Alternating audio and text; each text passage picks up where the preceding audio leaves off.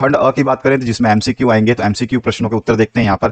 पहला जो क्वेश्चन है, सिंधु सभ्यता का स्थल धौलावीरा निम्न में से किस राज्य में स्थित है? यानी कि Dholavira, the site of Indus civilization is located in which of the following state. तो ये धौलावीरा जो है गुजरात में है। मैप वर्क भी आएगा, उसको हम देखेंगे, तो यहाँ पे बी ऑप्शन करेक्ट हो जाएगा, गुजरात। उसके बाद जो नेक्स्ट क्वेश्चन है उसकी बात करते हैं। क्वेश्चन नंबर 2 देखिए, किन शासकों को उनके मात्र नाम से चिन्हित किया जाता था? तो यहाँ पर पूछा गया, which ruler were identified through metronymics. तो यहां पर जो है आंसर हो जाएगा सातवाहन, द ऑप्शन करेक्ट हो जाएगा, सातवाहन। ठीक है। इसके बाद जो है तीसरा प्रश्न, इसमें कर्नाटक की वीर शैव परंपरा के प्रवर्तक जो थे वो कौन थे? तो वो थे वासवन्ना। तो यहाँ पे भी डी ऑप्शन आपका करेक्ट हो जाएगा, वासवन्ना। ठीक है। इसके बाद आपका नेक्स्ट जो क्वेश्चन है उसकी बात करते हैं। यहाँ पर हर्ष चरित्र के लेखक जो हैं वो कौन है? तो वो है बाण भट्ट। तो ए ऑप्शन जो आपका करेक्ट हो जाएगा, ऑथर ऑफ हर्ष चरित्र वॉज या इज बाण भट्ट। इसके बाद जो नेक्स्ट क्वेश्चन है उसकी बात करते हैं। क्वेश्चन नंबर आपका 5 नंबर, इसमें पूछा गया है, कालिन मैकेंजी द्वारा विजयनगर की यात्रा कब की गई थी? तो ये यात्रा की गई थी सन 1800 ईस्वी में। तो बी ऑप्शन जो है करेक्ट हो जाएगा, कॉलिन मैकेंजी विजिट विजयनगर इन 1800 एडी। बी ऑप्शन करेक्ट हो जाएगा। इसके बाद जो नेक्स्ट क्वेश्चन है उसकी बात करते हैं। विजयनगर के शासक को निम्न में से क्या कहा जाता था? तो जो यहाँ पे पूछा गया है, which of the following is use to call rulers of Vijayanagar? तो उनको हम कहते थे राय। ठीक है। तो यहाँ पे राय जो है इसका आंसर आ जाएगा राय, सी ऑप्शन करेक्ट हो जाएगा।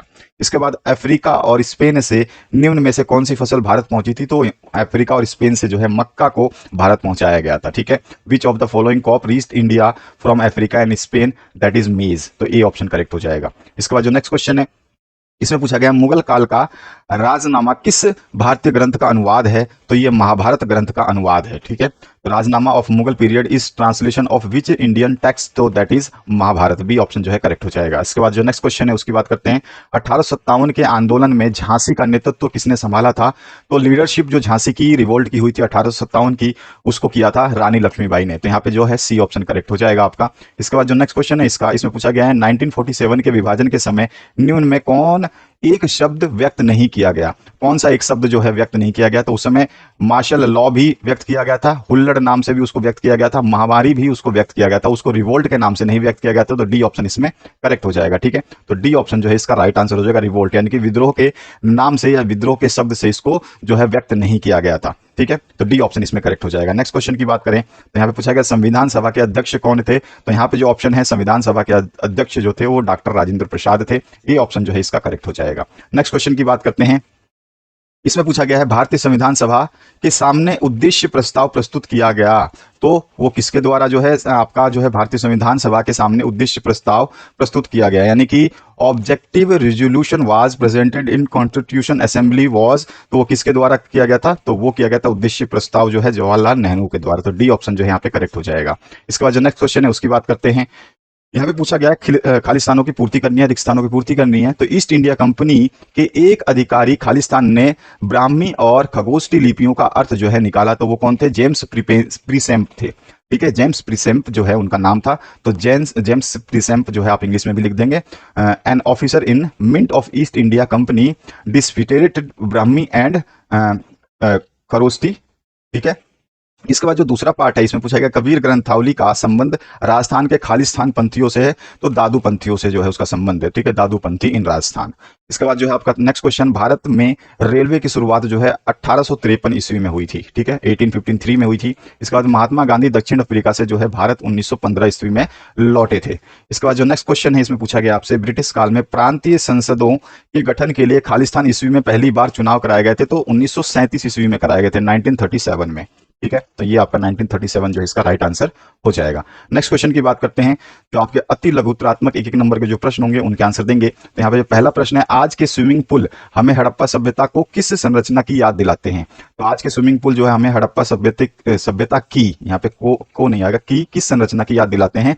Today swimming pool remind us which structure of the Harappan civilization? तो वो है विशाल स्नानागार, ग्रेट बाथ के नाम से जो है जिसको जाना जाता है, उसकी याद दिलाते हैं। ठीक है। इसका जो दूसरा क्वेश्चन है, 1919 ईस्वी में महाभारत का समालोचनात्मक संस्करण तैयार करने हेतु किस विद्वान के नेतृत्व में परियोजना की शुरुआत की गई थी? तो वो थे BS सुथांकर। ठीक है। जिसको विष्णु सीतारमन सुथांकर के नाम से पूरा जाना जाता है। इसके बाद जो नेक्स्ट क्वेश्चन है उसकी बात करें तो यहाँ पर आपसे पूछा गया आरंभिक समाज में बहिर्विवाह पद्धति से क्या तात्पर्य था। तो बहिर्विवाह की बात हो रही है, यहाँ पर आपको 3 विवाह देखने को मिलेंगे, अंतर्विवाह, ठीक है, और बहिर्विवाह, और साथ साथ में बहुपत्नी प्रथा, ठीक है, और बहुपति प्रथा। इस तरह से 4 आपको मिलेंगे। इसमें से आपको केवल बहिर्विवाह ही बताया गया है, तो वही पूछा गया, वही बताना है। मैंने चारों इसलिए दिए हैं कि आप इनको जरूर एक बार याद कर लें। तो what was meant by exogamy in early society, तो वो था आपका बहुविवाह, गोत्र से बाहर विवाह करने को कहते हैं। 1 नंबर के आंसर में इतना ही आपको लिखना है, तो यही आपका आंसर हो जाएगा। तो exogamy refers to marriage outside the unit, ठीक है, तो ये इसका आंसर हो जाएगा। बाकी आप जो 4 यहाँ पर 3 इसके अलावा जो हैं इनको जरूर पढ़ लेना, ये भी आपसे कभी कभी पूछे जाते हैं एग्जाम में। इसके बाद जो नेक्स्ट पार्ट है उसकी बात करते हैं। यहाँ पे चौथा जो प्रश्न है इसमें पूछा गया अरबी में रचित अल रुबानी की प्रसिद्ध कृति का नाम जो है आपको लिखना है। तो उसका प्रसिद्ध जो कृति थी उसका नाम था किताब उल हिंद, तो आप आंसर लिखेंगे किताब उल हिंद। उसके बाद 5वां जो प्रश्न है इसमें पूछा गया प्रारंभिक भक्ति आंदोलन में आलवार किसको अपना इष्ट मानते थे। तो वो विष्णु देवता को, विष्णु को जो है अपना इष्ट मानते थे, तो यहाँ पे आपका विष्णु इसका आंसर हो जाएगा। इसके बाद जो नेक्स्ट क्वेश्चन है मंदिर स्थापत्य के संदर्भ में गोपुरम किसे कहते हैं। तो द्रविड़ जो मंदिर, दक्षिण भारत मंदिर शैली को द्रविड़ के नाम से जाना जाता है। तो द्रविड़ या दक्षिण भारत मंदिर शैली में मंदिर जो है चारों ओर एक 4 दीवारी से घिरा हुआ होता था और इस 4 दीवारी के बीच में प्रवेश द्वार होते थे जिन्हें गोपुरम कहते थे। तो यही गोपुरम कहलाता था, ठीक है। तो यहाँ पे मैंने इंग्लिश में भी इसका आंसर लिखा है, जो इंग्लिश मीडियम के स्टूडेंट्स हैं वो यहाँ से नोट करते हुए चलते रहेंगे।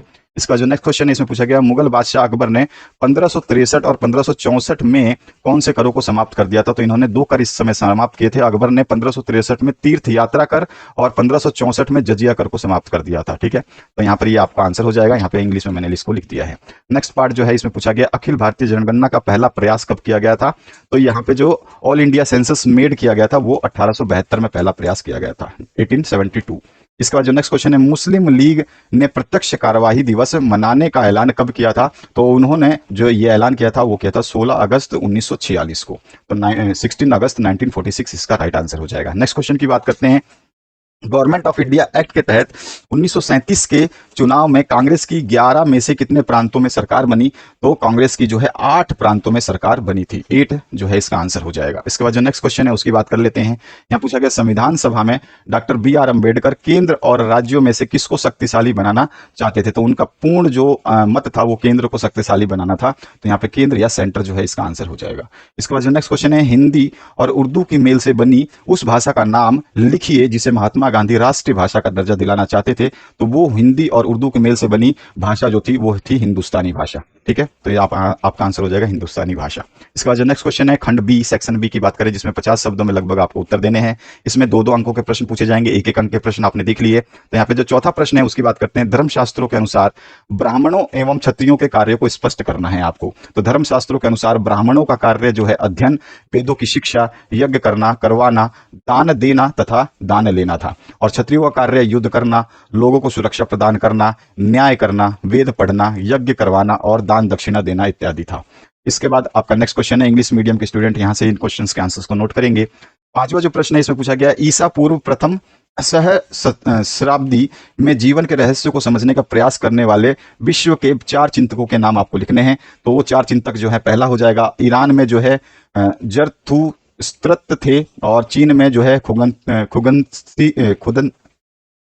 खुंगत्सी थे और यूनान में जो थे सुकरात थे, प्लेटो थे, अरस्तु थे और भारत में महावीर और गौतम बुद्ध थे, ठीक है। तो इसमें से कोई भी 4 नाम आपको याद होने चाहिए, उनको लिखना होगा और इंग्लिश मीडियम के आंसर्स यहाँ से आप नोट करेंगे। नेक्स्ट पार्ट में आपसे पूछा गया है महायान बौद्ध मत के विकास के बाद बौद्ध अवधारणा व व्यवहार में कौन से बदलाव नजर आए। तो यहाँ पर 3 तरह के बदलाव देखने को मिले। बुद्ध को भी एक जो है सामान्य मनुष्य समझा जाता था, परंतु धीरे धीरे एक मुक्तिदाता की कल्पना उनके बारे में उभरने लगी और यह विश्वास किया जाने लगा कि वे मुक्ति दिलवा सकते हैं। और इसके बाद साथ ही साथ जो है बोधिसत्व की अवधारणा भी उभरने लगी, यानी कि बौद्ध धर्म जो है उसका भी ज्यादा से ज्यादा जो है प्रचलन देखने को मिला। तो ये 3 चीजें जो आप बता सकते हैं। 2 नंबर के क्वेश्चन में कम से कम 3 चीजें आपको जरूर लिखनी है, 4 में कम से कम 5 लिखनी है। 1 पॉइंट एक्स्ट्रा लिखना है ताकि आपका 1 पॉइंट गलत भी हो तो आंसर पूरे मिल जाए आंसर्स के नंबर। तो यहाँ पे तीनों पॉइंट को आप यहाँ से नोट डाउन कर लेंगे इंग्लिश मीडियम के स्टूडेंट्स। इसके बाद जो नेक्स्ट क्वेश्चन है इसमें पूछा गया जैन दर्शन का अहिंसा का सिद्धांत आज कितना प्रासंगिक है, अपने विचार स्पष्ट करने हैं। ये आपके विचार से पूछा गया है। तो जैन धर्म में अहिंसा का मूल सिद्धांत है। तो कह सकते हैं कि जैन धर्म में अहिंसा एक मूल सिद्धांत है। इस धर्म के अनुसार मन में किसी का अहित ना सोचना, साथ ही साथ किसी को कटुवाणी आदि के द्वारा नुकसान ना देना और किसी भी प्राणी से हिंसा ना करना इस धर्म का आधार है। और जैन धर्म और एवं हिंदू धर्म में अहिंसा का बहुत ही महत्व है और जैन धर्म में के मूल मंत्र में ही अहिंसा परमो धर्म जो है कहा गया है। अतः जैन दर्शन का अहिंसा का सिद्धांत आज भी उतना ही प्रासंगिक है जितना पहले था। तो इस तरह से हम इस आंसर को संतुष्ट कर पाएंगे और 2 नंबर पूरे आपको मिल जाएंगे। नेक्स्ट पार्ट की बात करते हैं, तो इसमें आपका इंग्लिश मीडियम के स्टूडेंट यहाँ से नोट करेंगे अपने आंसर्स को। नेक्स्ट पार्ट में आपसे पूछा गया इब्न बतूता के अनुसार भारतीय डाक प्रणाली की 2 विशेषताएं जो आपको लिखनी है। 1 + 1 मार्क्स इक्वल्स टू 2 मार्क्स आपको मिलेंगे 2 विशेषताएं लिखने से। तो यहाँ पर पहला विशेषता हम बता सकते हैं, मैंने 3 विशेषताएं लिखी हैं, इनमें से कोई भी 2 विशेषताएं आपको अच्छे तरीके से याद होना चाहिए। व्यापारियों को प्रोत्साहित करने के लिए राज्यों ने उन्हें जो है उनके लिए विशेष उपाय किए थे और सभी व्यापारिक मार्गों पर जो है सराय और गेस्ट हाउस कम दूरी पर उपलब्ध थे। उसके बाद दूसरे पॉइंट में आप लिख सकते हैं भारत में डाक व्यवस्था 2 प्रकार की होती थी। एक थी हार्स पोस्ट जिसे अल्लुक कहा जाता था और जो है दूसरा था फुट पोस्ट जिसे जो है दावा कहा जाता था। ठीक है, और तीसरा जो आंसर आप लिखना चाहें, अगर आप लिखना चाहते हैं, याद करना चाहते हैं, तो डाक प्रणाली की दक्षता ऐसी थी, यानी कि इतनी अच्छी थी कि इसने जो है व्यापारियों को न केवल सूचना भेजने और लंबी दूरी तक क्रेडिट यानी पैसे भेजने की अनुमति दी, बल्कि कम समय में माल भेजने की भी अनुमति दी थी। तो ये थी जो इब्न बतूता ने डाक प्रणाली की 2 विशेषताएं जो यहाँ पे बताई थी। हमने 3 बता दी हैं आपको, ये तीनों को लिख सकते हैं और तीनों को मैंने यहाँ पे इंग्लिश में भी लिखा हुआ है। इसके बाद जो नेक्स्ट पार्ट है उसकी बात करते हैं। यहाँ पर जो आपसे पूछा गया है बर्नियर की पूर्व और पश्चिम की तुलना से आप कितने सहमत हैं, संक्षेप में आपको समझाना है। तो बर्नियर की पूर्व और पश्चिम की तुलना जो है 2 नंबर के हिसाब से हम कर देंगे। तो बर्नियर की पूर्व और पश्चिम की तुलना से हम पूर्ण रूप से सहमत नहीं है, क्योंकि अब क्यों नहीं है हम सहमत, क्योंकि बर्नियर ने महसूस किया कि भारत जो है पश्चिमी देशों से हीन और बदतर था। और दूसरा जो है बर्नियर ने भारत में भू स्वामित्व की बात भी की, जिसके अनुसार यहाँ भूमि का कोई निजी स्वामित्व नहीं था, यहाँ की भूमि राजा की थी। तो ये 2 बातें जो है बर्नियर की खास थी, जिससे हम पूर्ण तरह से सहमत नहीं है। इन दोनों पॉइंट्स को हम यहाँ पे इंग्लिश में लिख देंगे। इसके बाद जो नेक्स्ट पार्ट है इसकी बात करते हैं। विजयनगर साम्राज्य की किलेबंदी का संक्षेप में उल्लेख करना है। विजयनगर साम्राज्य जो था इसका किलेबंदी कैसी थी, फोर्टिफिकेशन कैसा था, वो आपको बताना है। तो विजयनगर शहर के विभिन्न भाग जो है किले की विशाल दीवारों से घिरे हुए थे। पहला पॉइंट हम डिस्कस कर सकते हैं। इस तरह से 2 नंबर के हिसाब से आपको कम से कम 3 पॉइंट जरूर लिखने चाहिए।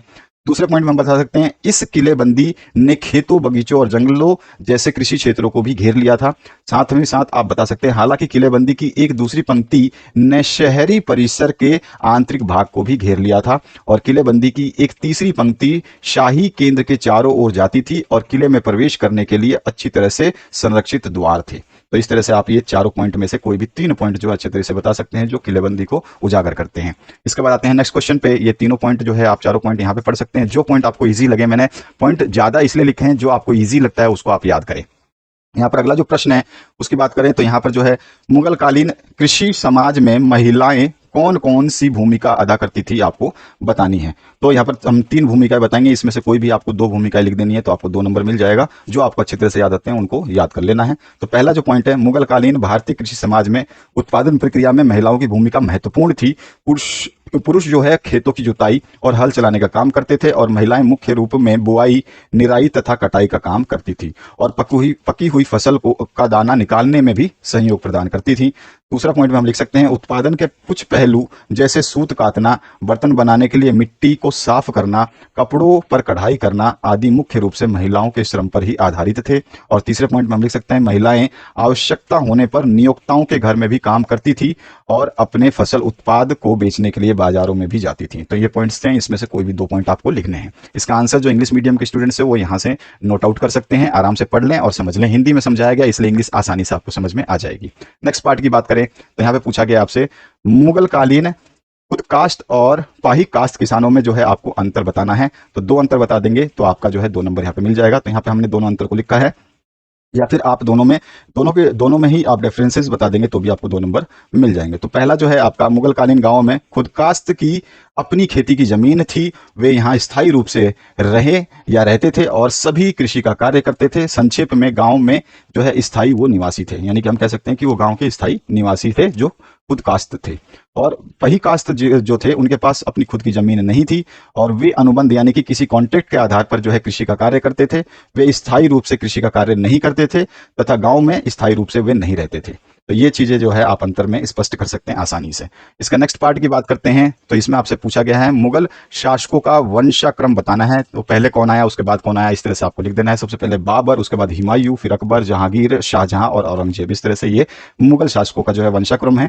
और अगर आपसे सन पूछता है तो सन भी मैंने यहाँ पे मेंशन कर दिए हैं, इन सन को भी आप लिख सकते हैं। अगर सन नहीं पूछा है तो आप केवल इनके नाम भी लिख देते हैं क्रम से, पहले बाबर, उसके बाद हुमायूं, अकबर, फिर जहांगीर, शाहजहां, औरंगजेब, तो भी आपको पूरे नंबर मिल जाएंगे। ये चीज आपको ध्यान रखनी है। और सन मैंने इसलिए लिखे हैं ताकि आप एक बार जरूर इसको नजर डाल के याद कर ले। आगे बढ़ते हैं नेक्स्ट क्वेश्चन की तरफ। तो इसमें आपसे पूछा गया है 1813 ईस्वी में ब्रिटिश संसद में पेश की गई जो पांचवी रिपोर्ट थी वो क्या थी। तो यहाँ पांचवी रिपोर्ट सन 1813 में ब्रिटिश संसद में पेश की गई थी, जो भारत में ईस्ट इंडिया कंपनी के प्रशासन में तथा क्रियाकलापों के बारे में तैयार की गई थी। यह रिपोर्ट जो है 1002 पृष्ठों में थी और 800 से अधिक पृष्ठों में जमींदारों और रैयतों की अर्जियां थी, जो भिन्न भिन्न जिले के कलेक्टरों की रिपोर्ट और राजस्व के विवरण से संबंधित सांख्यिकीय तालिकाएं और अधिकारियों द्वारा बंगाल और मद्रास के राजस्व तथा न्यायिक प्रशासन पर टिप्पणियां, जो लिखित टिप्पणियां भी इसमें शामिल की गई थी। तो ये थी जो है पांचवी रिपोर्ट। तो इस तरह से आप इस आंसर को देंगे और इंग्लिश मीडियम के स्टूडेंट यहां से नोट कर लेंगे। नेक्स्ट पार्ट की बात करें तो यहाँ पूछा गया आपसे उपनिवेश काल में कुदाल व हल से क्या तात्पर्य है। तो उपनिवेश काल में कुदाल और हल का तात्पर्य हम इस तरह से बता सकते हैं कि पहाड़िया लोग अपनी झूम खेती के लिए कुदाल का प्रयोग करते थे। ध्यान रखना है, पहाड़िया लोग जो थे वो अपनी झूम खेती के लिए कुदाल का प्रयोग करते थे, इसलिए कुदाल को पहाड़िया के लोगों का जीवन का प्रतीक माना गया तथा हल को नए बाशिंदों यानी साथलों की शक्ति का प्रतिनिधित्व या प्रतीक माना गया था। तो ये था कुदाल और हल से तात्पर्य। तो यहाँ पर हम इस तरह से इसका आंसर लिखेंगे, 2 मार्क्स जो है आपको मिल जाएंगे। नेक्स्ट पार्ट की बात करें तो यहाँ पूछा गया आपसे आजादी के समय एक अकेली फौज के रूप में गांधी जी के सांप्रदायिक सद्भाव के प्रयासों को जो है स्पष्ट करना है। इसमें भी आपको 2 नंबर ही है, यानी कि कम से कम 3 पॉइंट लिख देने हैं। मैंने यहाँ पे ज्यादा पॉइंट लिखे हैं ताकि अगर क्वेश्चन बड़ा बने तो आप आसानी से इसको लिख सकें। स्वतंत्रता के समय एक अकेले फौज के रूप में गांधी जी के सांप्रदायिक सद्भाव के प्रयासों को निम्नानुसार वर्णित किया जा सकता है। पहले पॉइंट में हम लिख सकते हैं वे अहिंसा के मार्ग पे विश्वास करते थे, उन्हें विश्वास था कि अहिंसा किसी व्यक्ति के हृदय को बदल सकती है। दूसरे पॉइंट में हम बता सकते हैं उसने या उन्होंने हिंदुओं और मुसलमानों को एक दूसरे को मारने से, यानी कि एक दूसरे से लड़ाई करने से, झगड़े करने से और यहां तक कि मारने से रोका, और वास्तव में उन्होंने सांप्रदायिक हिंसा को रोकने के लिए एक वीरतापूर्ण प्रयास किया। गांधी जी ने अल्पसंख्यक समुदाय के सभी सदस्यों को सुरक्षा का आश्वासन भी दिया। उन्होंने हिंदुओं और मुसलमानों के बीच मध्यस्थ के रूप में काम किया और उन्होंने हिंदुओं और मुसलमानों के बीच आपसी विश्वास और जो भाईचारा है उसको मजबूत किया है। पे भाईचारा लिख देना। इसके बाद उन्होंने लोगों के दिल में बदलाव लाने के लिए अपना उपवास भी शुरू किया और गांधी जी के कई हिंदुओं और सिखों ने भी उपवास रखा और मौलाना आजाद के अनुसार इस व्रत का प्रभाव विद्युत जैसा था। उन्होंने अपने प्राणों की आहुति देकर भी हिंदू मुसलमान एकता को मजबूत किया। तो इसमें से कोई भी 3 पॉइंट जो आप लिख सकते हैं इस प्रश्न के आंसर में आपको लिख देने हैं। मैंने सारे पॉइंट्स आपको बता दिए। अगर ये बड़ा क्वेश्चन बनता है तो भी आप इतने पॉइंट्स लिख देंगे तो कंप्लीट आंसर आपको मिल जाएगा। तो इस तरह से आपको आंसर लिखना है। इंग्लिश मीडियम के स्टूडेंट्स जो है यहाँ से नोट डाउन कर सकते हैं और जो पॉइंट आपको याद हो वही याद करने हैं, इसलिए एक्स्ट्रा पॉइंट्स लिखे गए हैं। नेक्स्ट पार्ट जो है आपका सेक्शन सी शुरू होता है। इसमें जो है लगभग 100 शब्दों में आपको उत्तर देना है। यहाँ पे पूछा गया आपसे 16 महाजनपदों में प्रथम मगध के विकास के कारणों को स्पष्ट करना है कि जो 16 महाजनपद थे उसमें से मगध जनपद जो था इसका विकास सबसे ज्यादा हुआ था। इसके कारण क्या थे, तो यहाँ पे हम लिख देंगे पहला एक भौगोलिक कारण था जिसमें आपका मगध गंगा घाटी के ऊपर और निचले हिस्सों में स्थित था। साथ ही साथ यह पश्चिम और पूर्वी भारत के बीच मुख्य भूमि मार्ग पर स्थित था और इस क्षेत्र में जो है उपजाऊ मिट्टी थी। तो ये था इसका भौगोलिक कारण। इसके साथ अगर मैं आर्थिक कारण की बात करूं तो आर्थिक कारक को हम बता सकते हैं मगध में जो है तांबे और लोहे के विशाल भंडार थे और इसकी एक बड़ी आबादी थी, यानी कि जनसंख्या यहाँ पे ज्यादा थी, जिसका उपयोग जो है कृषि, खनन और शहरों के निर्माण और सेनाओं में किया जा सकता था। तो ये इसका आर्थिक कारण हो गया। 2 पॉइंट में हमने आर्थिक कारण को डिस्क्राइब कर दिया। और इसी तरह से राजनीतिक कारक की बात करें तो इसमें मगध जो है भाग्यशाली था क्योंकि उसके पास में कई शक्तिशाली और महत्वाकांक्षी शासक थे। साथ ही साथ उसके पास जो है मजबूत सेनाएं थी और लोहे की उपलब्धता ने उन्हें उन्नत हथियार विकसित करने में सक्षम बनाया था। तो ये सारे रीजंस थे जो मगध जो है 16 महाजनपदों में से प्रथम स्थान पे था। तो 3 नंबर के हिसाब से जो आप आंसर इस तरह से लिखेंगे। इसके बाद जो नेक्स्ट पार्ट है उसकी बात करते हैं। इंग्लिश मीडियम के स्टूडेंट्स जो है यहाँ से अपने आंसर्स को नोट डाउन कर लेंगे। इसके बाद आते हैं हम नेक्स्ट पार्ट पे। तो यहाँ पे आपसे पूछा गया कबीरदास आज भी उन लोगों के लिए प्रेरणा का स्रोत हैं जो सत्य की खोज में रूढ़िवादी धार्मिक सामाजिक संस्थाओं, विचारों और व्यवहारों को प्रश्नवाचक दृष्टि से देखते हैं। इसका विश्लेषण आपको करना है, यानी आपको अपने हिसाब से बताना है। तो मैंने यहाँ पे आपको इसका आंसर दिया है। कबीरदास उन लोगों के लिए प्रेरणा के स्रोत बने हुए हैं जो सत्य की खोज में रूढ़िवादी धार्मिक सामाजिक संस्थानों विचारों और प्रथाओं पर सवाल उठाते थे, क्योंकि वे निर्गुण भक्ति में विश्वास रखते थे। परम वास्तविकता का वर्णन करने के लिए कबीर ने जिन परंपराओं का पालन किया उनमें इस्लाम को अल्लाह, खुदा, हजरत और पीर के रूप में भी शामिल किया। साथ ही साथ कबीर बीजक, कबीर ग्रंथावली और आदि ग्रंथ साहिब में भी कबीर के श्लोकों का संकलन जो है मिलता है। उन्होंने ईश्वर की खोज में धार्मिक और सामाजिक संस्थानों विचारों और प्रथाओं पर जो है सवाल उठाए थे, और वह किसी विशेष धर्म के बजाय जो है भक्ति में विश्वास रखते थे। तो इन सभी चीजों को अगर आप लिखते हैं तो कबीर दास जो है उन लोगों के लिए प्रेरणा के स्रोत बनते हैं जो उन्होंने दिए थे। तो इस तरह से आप आंसर लिख सकते हैं और इंग्लिश मीडियम के आंसर्स जो हैं यहाँ से आप गाइड कर सकते हैं। तो कम से कम जो 3 नंबर का क्वेश्चन होते हैं उसमें 3 से 4 पॉइंट आपको जरूर लिखने ही लिखने हैं। ये चीज आपको ध्यान रखनी है। इसके बाद आते हैं नेक्स्ट पार्ट पे। नेक्स्ट जो पार्ट है, 1857 के विद्रोह को कुचलने के लिए अंग्रेजों ने क्या कदम उठाए थे। तो उन्होंने क्या किया था क्वेल करने के लिए अपस्टिंग को। तो देखिए 1857 की क्रांति को दबाने के लिए अंग्रेजों ने नए कानूनों को पारित कर दिया। न केवल पूरे भारत में मार्शल लॉ लागू कर दिया, न केवल पूरे उत्तर भारत में मार्शल लॉ लागू कर दिया, बल्कि अंग्रेजी सिपाहियों को भी विद्रोही पर मुकदमा चलाने और उसे दंड देने का अधिकार दे दिया। विद्रोह को कुचलने के लिए लोगों को शक के दायरे पर भी जो है बंदी बना लिया जाता था और लोगों पर कोई मुकदमा या कानून की प्रक्रिया नहीं होती थी और विद्रोही की केवल एक ही सजा होती थी, सजाए मौत। अंग्रेजों ने इस विद्रोह को दबाने के लिए ब्रिटेन से बड़ी संख्या में सैन्य बल की सहायता जो है मंगवा ली और अंग्रेज सैनिक ने जनरल के आदेश पर उन सभी क्षेत्रों में घोर अत्याचार किए जहां आंदोलन चल रहा था। सैनिक विद्रोहियों को मार करके पेड़ से लटका देते थे ताकि लोगों में मरने का भय उत्पन्न हो सके। अंग्रेजी सेना ने विद्रोह को दबाने के लिए 2 तरफ से हमले करना शुरू कर दिया, एक तरफ पंजाब से और दूसरी तरफ कोलकाता से। और अंग्रेजों ने सबसे पहले जो है देश की राजधानी पर अपना पहला नियंत्रण स्थापित किया। तो इस तरह से जो अंग्रेजों ने 1857 के क्रांति को कुचलने के लिए काफी कदम उठाए थे। तो ये सारे कदम हैं, इनमें से आपको कोई भी 4 कदम 5 कदम आपको जो अच्छा लगता है वो याद लिख सकते हैं, जिससे आपको 3 नंबर पूरे मिल जाएं। यहाँ पे इंग्लिश मीडियम के स्टूडेंट्स जो हैं वो यहाँ पर अपने आंसर्स को नोट डाउन कर सकते हैं। पॉइंट टू पॉइंट सारे बताए हैं जो मैंने ऊपर, वही पॉइंट्स जो है आप नीचे से भी डाउनलोड कर सकते हैं। इसके बाद जो नेक्स्ट पार्ट है, औपनिवेशिक शहरों में रिकॉर्ड संभाल कर क्यों रखे जाते थे। तो औपनिवेशिक शहरों में रिकॉर्ड संभाल के रखने के निम्नलिखित कारण थे। पहला कारण हम बता सकते हैं, इन रिकॉर्डों से शहर में व्यापारिक गतिविधियां, औद्योगिक प्रगति, सफाई, सड़क परिवहन, यातायात, प्रशासनिक क्रियाकलापों की आवश्यकताओं को समझने, जानने और उन पर आवश्यकता अनुसार कार्य करने में सहायता मिलती थी। साथ ही साथ शहरों की बढ़ती और घटती आबादी के प्रतिशत को जानने के लिए भी ये रिकॉर्ड रखे जाते थे और शहरों की चारित्रिक विशेषताओं के अन्वेषण के समय उन रिकॉर्डों का प्रयोग सामाजिक और अन्य परिवर्तनों को जानने के लिए किया जाता था। तो ये 3 पॉइंट जो है बहुत ही महत्वपूर्ण है और इन तीनों पॉइंट को अच्छे तरीके से आपको याद करना है कि औपनिवेशिक शहरों में रिकॉर्ड्स को क्यों संभाल के रखे जाते थे। तो इसका आंसर जो इंग्लिश मीडियम के स्टूडेंट्स यहाँ से तीनों पॉइंट को नोट कर सकते हैं और ये तीनों पॉइंट ही लिखने आवश्यक है क्योंकि ये 3 नंबर का क्वेश्चन है, तो 3 पॉइंट कम से कम आपको लिखने ही लिखने हैं। इसके बाद जो नेक्स्ट पार्ट है, इसमें डी सेक्शन में आ चुके हैं। डी सेक्शन में आपका 21वां नंबर जो क्वेश्चन है, इसमें पूछा गया है मोहनजोदड़ो का निचला शहर दुर्ग से किस प्रकार भिन्न है। क्या दुर्ग पर माल गोदाम तथा विशाल स्नानागार के अतिरिक्त अन्य संरचनाएं भी थी। तो इनके आंसर्स को हम देख लेते हैं। ये 4 नंबर का क्वेश्चन रहेगा, यानी कि बड़े क्वेश्चन है जिसकी शब्द सीमा 250 शब्द तक ले जा सकते हैं। लेकिन अगर आपका आंसर पहले भी कम ही शब्दों में भी संतुष्ट हो जाता है और आपके शब्द सही लिखे गए हैं तो आपका पूरा आंसर सही माना जाएगा। तो निचला शहर दुर्ग से निम्न बातों में भिन्न था। तो पहला जो हम बात कर सकते हैं, निचला शहर मोहनजोदड़ो के पूर्वी भाग में स्थित था। यहाँ स्थित कई भवन ऊंचे चबूतरों पर बने हुए थे जो नींव का कार्य करते थे। और दुर्ग जो है मोहनजोदड़ो नगर के पश्चिमी भाग में बना हुआ था जिसके भवन कच्ची ईंटों के चबूतरों पर बने हुए थे। इसके अलावा फिर नेक्स्ट पार्ट में आप बता सकते हैं, निचले शहर में योजनाबद्ध तरीकों से निर्मित भवन थे जबकि दुर्ग में सार्वजनिक स्नानागार और माल गोदाम एवं जलाशय मिलते थे। साथ ही साथ अगले पॉइंट में आप बता सकते हैं कि निचले शहर में सामान्य लोग रहते थे जहां अधिकांश क्रियाकलाप भी यहीं होते थे और निचला शहर जो है अधिक विस्तृत था और जबकि दुर्ग जो है छोटा था। और इसके बाद एक पॉइंट और पूछा गया आपसे, क्या दुर्ग पर मालगोदाम और विशाल स्नानागार के अतिरिक्त अन्य संरचनाएं भी मिलती हैं। तो वो भी आप बता सकते हैं, हाँ दुर्ग पर मालगोदाम तथा विशाल स्नानागार के अतिरिक्त जो है अन्य संरचनाएं भी मिलती हैं जिसमें जलाशय, कुआं, स्तंभों वाला हॉल, स्तूप क्षेत्र और विशाल आंगन आदि प्रमुख हैं। तो ये आपका आंसर जो है सेटिस्फाई हो जाएगा। इन आंसर को इस तरह से आप लिखेंगे और भी डिस्क्राइब आप चाहें तो इसको कर सकते हैं। मैंने शॉर्ट से शॉर्ट फॉर्म में आपको बताई है, आप चाहें तो थोड़ा सा इसको बढ़ाकर एक 2 लाइन और बढ़ा सकते हैं ताकि ये आंसर और बड़ा हो सके। तो यहाँ पर आप जो है आंसर्स को यहाँ से कैरी करेंगे और ये आंसर इसी तरह से आपको लिखने हैं। इसके बाद आते हैं हम नेक्स्ट क्वेश्चन पे। नेक्स्ट क्वेश्चन जो है इसका अथवा पार्ट में पूछा गया है।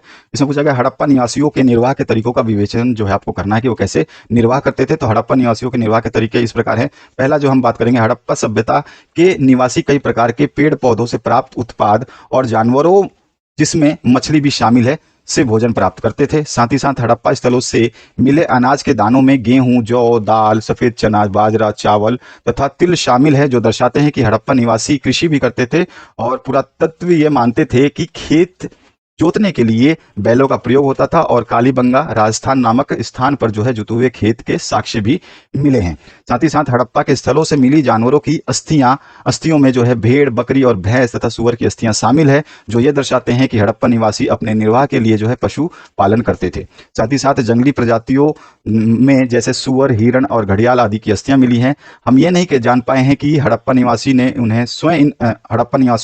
स्वयं इन जानवरों का शिकार किया है अथवा अन्य आखेट समुदाय यानी कि दूसरे समुदाय ने इसका जो है मांस प्राप्त, जो है दूसरे समुदाय से वो लोग जो है इसका मांस प्राप्त करते थे। मछली तथा पक्षियों की अस्थियां भी जो है यहाँ पे प्राप्त हुई हैं। साथ ही साथ भोजन तैयार करने की प्रक्रिया में अनाज पीसने के यंत्र तथा उन्हें आपस में मिलाने और मिश्रण करने तथा पकाने के लिए बर्तनों की आवश्यकता थी, जो हड़प्पा स्थानों से प्राप्त हुए हैं। तो ये सारी चीजें हम बता सकते हैं जो एक हड़प्पा निवासियों के निर्वाह के तरीकों को दर्शाते हैं। इसके बाद आते हैं हम नेक्स्ट क्वेश्चन की तरफ। इंग्लिश मीडियम के स्टूडेंट्स जो है यहाँ से इस आंसर को नोट डाउन करेंगे। पहला पॉइंट, दूसरा पॉइंट, फिर तीसरा पॉइंट, चौथा और पांचवा पॉइंट। इसके बाद आते हैं हम नेक्स्ट पार्ट पे, जो आपका क्वेश्चन है इसमें जन नेता के रूप में महात्मा गांधी के उत्थान का मूल्यांकन आपको करना है। तो गांधी जी स्वयं को नेता ना मानकर सामान्य जन समूह का एक हिस्सा मानते थे। वे अपनी पहचान सामान्य जन की तरह ही करवाते थे। सभी से सहानुभूति रखना, घनिष्ठता से रहना और उनका जो है उनका स्वभाव था। और सभी आंदोलनों, कार्यक्रम आदि के अनेक गतिविधियों में गांधी जी उन्हीं की तरह जो है वस्त्र पहनते थे और रहते थे और उनकी ही भाषा जो है भाषा बोलते थे।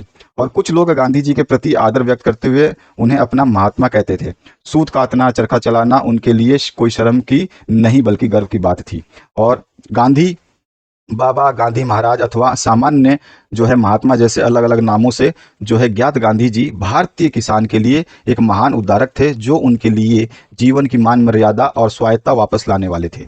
गांधी जी गरीब श्रमिकों के साथ स्वयं को जोड़ देते थे या जोड़ कर रखते थे और जन सामान्य के बीच फैली प्रत्येक बुराई को जड़ से समाप्त करना चाहते थे या मिटाना चाहते थे। समाज का जो है दमित वर्ग उनके लिए दमित नहीं था, यानी कि जो लोग दबे हुए थे उनको भी वो सही तरीके से उनको अपने बराबर का मानते थे। घर में बुने कपड़े को बढ़ावा देना, छुआछूत की समाप्ति, बाल विवाह खत्म करने और भारतीयों में आपसी संयम, सौहार्दता और आर्थिक स्तर पर स्वावलंबन की प्रेरणा और खादी पहनने की महत्ता पर जोर डालना और अस्पृश्य से कोई भेदभाव नहीं करना, समाज में व्याप्त उच्च नीच को समाप्त करना और आपसी एकता तथा सादा जीवन, उच्च विचार आदि प्रयास जो है महात्मा गांधी के जन नेता के रूप की जो है व्याख्या करता है। तो इस तरह से आप पूरा का पूरा पॉइंट जो है समझाएंगे।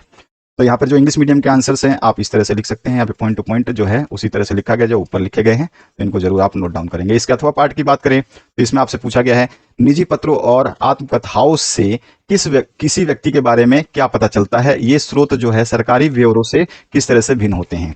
तो निजी पत्रों और आत्मकथाओं से किसी व्यक्ति के बारे में निम्न बातों का पता चलता है। पहली बात करें, निजी पत्र से हमें लिखने वाले व्यक्ति के निजी विचारों की झलक मिलती है और पत्रों के माध्यम से लिखने वाले की पीड़ा, गुस्सा, असंतोष, बेचैनी, आशाओं और निराशाओं का पता चलता है। उनकी विचारधाराओं और नीतियों की झलक मिलती है। चूंकि निजी पत्र दोस्तों और सहयोगियों को लिखे जाते हैं, इसलिए उसमें बनावटीपन के लिए कोई स्थान नहीं होता और वे जो है आईने की भांति व्यक्ति का जो है प्रतिबिंब बनते हैं या उसके प्रतिबिंब को झलकाते हैं या दर्शाते हैं।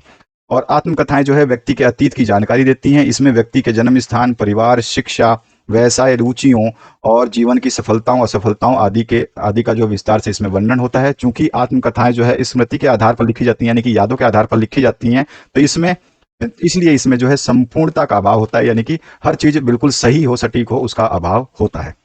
साथ ही साथ ये जो स्रोत है ये सरकारी ब्यौरों से कैसे भिन्न होते हैं, इस बात को भी हम बता देंगे। तो सरकारी ब्यौरों से जो है निजी पत्र और आत्मकथाएं जो है पूर्णतः से भिन्न होते हैं। ये गोपनीय होते हैं। जो सरकारी ब्यौरे होते हैं ये गोपनीय होते हैं। ये स्थानीय इलाकों में पुलिस के जरिए मिलने वाली सूचनाओं पर आधारित होते हैं और ये सरकारी नीतियों, दृष्टिकोण और तथा लिखने वाले की विचारधारा से प्रभावित होते हैं। तो इस तरह से इस आंसर को कंप्लीट करेंगे और इंग्लिश मीडियम के आंसर जो है आप यहाँ से नोट डाउन करेंगे। इसके बाद जो है आपका 23वां और अंतिम प्रश्न, इसमें भी आपका ऑप्शन है। इसमें 2 मानचित्र वर्क दिए गए हैं। पहला है भारत के रेखा मानचित्र में जो है आपको कौशाम्बी और मीताथल, उसके अलावा खेड़ा, पूना और पांडिचेरी को दिखाना है। तो ये पांचों स्थान को मैंने यहाँ पे दिखाया है, जिसमें एक एक नंबर मिला करके आपको 5 नंबर मिलेंगे। तो यहाँ पर जो है आपका मीताथल जो हरियाणा में आप देखने को मिलेगा, ये आपका हो जाएगा। उसके बाद में कौशाम्बी जो है यूपी में आपको देखने को मिलेगा, और इसके बाद में खेड़ा गुजरात में, पूना महाराष्ट्र में, और पांडिचेरी आपको नीचे की तरफ देखने को मिलेगा। तो ये सारे के सारे आप मैप में दिखा सकते हैं। इसके अथवा पार्ट की बात करें तो अथवा में आपको चंपा दिखाना है, धौलावीरा दिखाना है, बरदौली दिखाना है, मेरठ और सोलापुर। तो सबसे पहले मेरठ की बात करें तो ये यूपी में पड़ जाएगा आपका। इसके अलावा जो धौलावीरा और बरदौली दोनों ही गुजरात में पड़ जाएंगे, और इसके बाद में जो सोलापुर आपका महाराष्ट्र में और चंपा छत्तीसगढ़ में आपको देखने को मिलेगा। तो सभी को आपको इस तरह से दर्शा देना है जिस तरह से हमने दर्शाया है। तो इसी तरह से ही आपका जो है आंसर कंप्लीट हो रहा है।